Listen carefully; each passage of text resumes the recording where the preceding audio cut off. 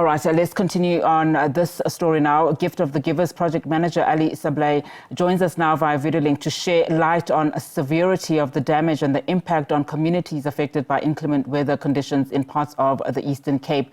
Thank you so much for your time this afternoon. Just talk to us about, we've just spoken to the MEC of Cogta earlier on about the extent of the damages there from an infrastructure perspective. Just speak to us about what are you seeing on the ground now in terms of the needs of the people on the ground? Thank you. We currently have teams deployed in 3 parts of the Eastern Cape. Buffalo City Metro, where we started receiving calls this morning from community leaders and the local Buffalo City disaster risk management teams, informing us of the situation in the informal settlements. Then we received a call from the Nelson Mandela Bay Metro Disaster Risk Management teams at 5 a.m. this morning, saying guaranteed they would have to evacuate some residents. Currently, we are assisting 1,500 residents with hot meals, blankets, etc. in the metro. And not too long ago, the Sarah Baartman District Disaster Management teams reached out to us for the area of Kucha, where in Humansdorp and Oyster Bay, the informal settlements has been very hardly hit. There's rain still coming down and residents have been harshly hit. Not too long ago, 2 weeks ago, we responded to the mega floods that occurred in the Nelson Mandela Bay Metro. Residents were still trying to build and trying to put their life together when the inclement weather hit this morning, and they are back to square one. How difficult is it to work under those conditions, Ali? Just in as far as, some of the infrastructure so badly damaged, the roads closed, and also, lack of electricity in some parts. How are you able to navigate through these challenges?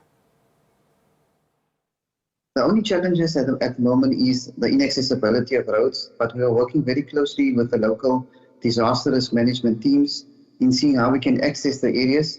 We are really grateful to the partnership with the South African Police Services as well, who's made their resources available for us in transporting aid to the affected areas. There is areas, for example, in KwaNabushle, where the waterworks plant has been damaged. Some of the areas have no clean drinking water.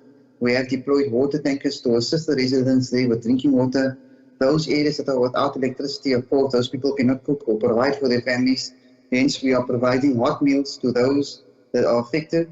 And we are also activating local feeding schemes to assist the community with feeding. We are supplying them with bulk food just to ensure that they are taken care of in terms of their feeding, etc. And of course, there are those that have lost all their belongings, their clothing, their blankets have been washed away. We are assisting them with warm clothing and with blankets. And we are as well working closely with the educational department and schools to ensure there's no interruption with the matric exams currently happening. And importantly, on that note, so are you able then to confirm that, at least in parts where it is badly damaged, those matriculants were able then to write their exams today? Most definitely. We have received it guaranteed from the educational department, from the local disaster risk management team. There was no interruptions in any of the schools which was hardly hit.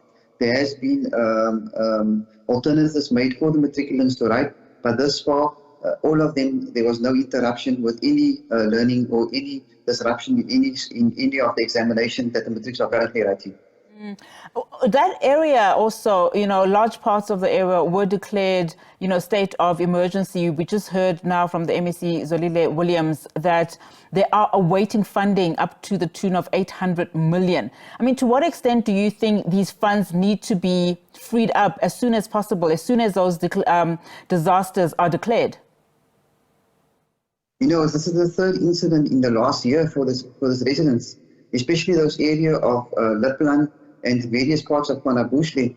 Every time the heavy rains come down, those people do not get any rest. They are extremely on edge. They are pleading to be evacuated because we have just seen with the last rains, especially those of 2 weeks' time, when the dams are overflowing, how people's homes are flooded. And residents are pleading with officials for permanent housing. They have to be relocated because they are on a danger line at the moment. As soon as any heavy rain, and if thank God the dam has not burst yet, if that had to burst, there have been severe tragedy. The riverbanks are overflowing as well. So I can understand the concern from the NEC in terms of that funding being released so they can relocate these people and give them an alternative solution. But this is just one part of the Eastern Cape. In the area of Duncan Village as well, we were there on Friday to do assessments and handing out humanitarian aid. And this morning, the first call to come from the Buffalo City Metro was for the residents of Duncan Village, and mostly of those affected are living on the river's edge, close to the flood line, and they're putting their lives at extreme risk, but there's no alternative for them to move to. Ali, thank you so much for that. We certainly do hope and we'll cross our fingers for that disaster not to happen on top of a disaster that's already transpiring. Ali Sablay is Gift of the Givers, a project manager, speaking to us there about the weather conditions in the Eastern Cape.